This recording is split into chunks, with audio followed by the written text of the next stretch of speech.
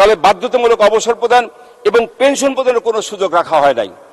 আমরা আবার সরকারি দায়িত্ব পালন করতে গিয়ে আমরা দেখি জাতীয় পর্যায়ে একজন জনপ্রতিনিধির বিরুদ্ধে ফৌজদারি যদি মামলা হয় তাকে গ্রেপ্তারের জন্য কারো পারমিশন লাগে না, অথচ একজন সরকারি কর্মকর্তা কর্মচারী একই ধরনের যদি অভিযোগে তার বিরুদ্ধে মামলা হয় তাকে গ্রেপ্তার করতে হলে তার ঊর্ধ্বতন কর্তৃপক্ষের পূর্বানুমোদন লাগবে।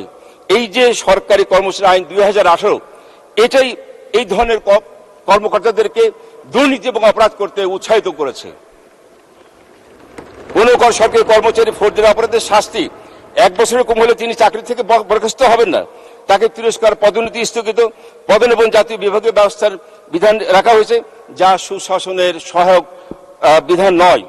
অথচ স্থানীয় প্রতিনিধিকে এরাই আবার তাৎক্ষণিক বরখাস্ত করার ক্ষমতা রাখে। মাননীয় স্পিকার, এই বৈষম্যমূলক আইনের কারণেই কিন্তু সরকারি কর্মচারীদের মধ্যে দুর্নীতির সঙ্গে জড়িত তাদের আইনের আওতায় আনতে দুর্নীতি কমিশন বাধাগ্রস্ত হচ্ছেন। এটা কার্যত অপরাধী সুরক্ষার আইন হিসেবে বিবেচিত। আমার প্রশ্ন থাকবে এই আইনটি, এই সুরক্ষা আইনটি আবার পুনর্বিবেচনার জন্য। আমি আর আমাকে 2টা মিনিট সময় দেন, আমি 2টা খালি প্রশ্ন দিয়ে আমি শেষ করতে চাই। এই দুর্নীতি দমন করতে হলে আমাকে প্রথমে ভোগের রাস্তা বন্ধ করতে হবে।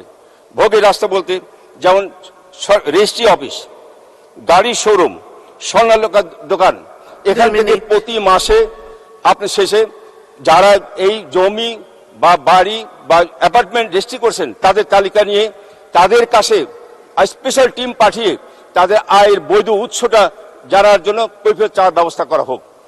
দ্বিতীয়ত, গাড়ি শোরুম এবং স্বর্ণালঙ্কারে একইভাবে প্রতি মাস শেষে ওখান থেকে তালিকা নিয়ে যারা ক্রয় করছেন তাদের কাছ থেকে আয়ের বৈধ উৎস নেওয়া হোক। আমার বিশ্বাস তাহলে পরে এই অবৈধ আয়কারীরা এইভাবে ক্রয় করার সুযোগ পাবে না, তাদের ভোগ বিলাসে বন্ধ হয়ে যাবে। দ্বিতীয় আর প্রস্তাব হচ্ছে চাকরিতে নিয়োগের সময় হলফনামা দিতে হবে। এটা আমাদের এই সরকারি আইন ছিল, কিন্তু সরকারি কর্মকর্তা কর্মচারীকে হলফনামা দেন নাই। একজন রাজনীতিবিদ নির্বাচনের সময় তাকে হলফনামা দিতে হয়, তার সমস্ত সম্পত্তির বিবরণ দিতে হয়, কিন্তু সরকারি কর্মকর্তাকে হলফনামা দিতে হয় না। আমার প্রশ্ন থাকবে চাকরি নিয়োগের সময় তার হলফনামা বাধ্যতামূলক এবং প্রতি 5 বছর পর অথবা প্রতি পদোন্নতির সময় তাকে হলফনামা দিতে হবে, যাতে সে 5 বছরে তার কি পরিমাণ অবৈধ আয় হয়েছে বা বৈধ আয়ের কি সম্পদ হয়েছে সেটা যাতে পরিষ্কারভাবে জাতি জানতে পায়। তৃতীয়ত, আমি আর একটা প্রস্তাব রাখতে চাই, সেটা হলো যে স্কুল শিক্ষা কারিকুলামে এই সরকারি চাকরিজীবীদের বেতনের স্কেলটা পাঠ্যক্রমে অন্তর্ভুক্ত করা হোক, যাতে আমাদের প্রজন্মরা জানতে পারে তার বাবা, তার ভাই বা তার আত্মীয় সরকারি চাকরি করে কত টাকা বেতন পান এবং সে কি খরচ করছে। এইটা কারিকুলাম অন্তর্ভুক্ত করলে তাদের মধ্যে লজ্জা হবে, পরিবারের কাছেই তারা হেয় প্রতিপন্ন হবে। আমার বিশ্বাস যদি এই প্রশ্নগুলো যদি অন্তর্ভুক্ত করা যায়, কার্যকরী করা যায়, তাহলে বাংলাদেশের দুর্নীতি রোধ করা সম্ভব।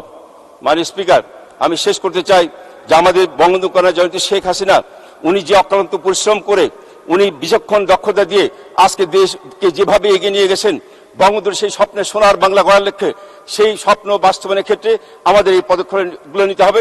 ইনশাআল্লাহ অবশ্যই আমরা বঙ্গবন্ধুর সেই স্বপ্নে সোনার বাংলায় আমরা পৌঁছাতে পারবো। জয়ন্তী শেখ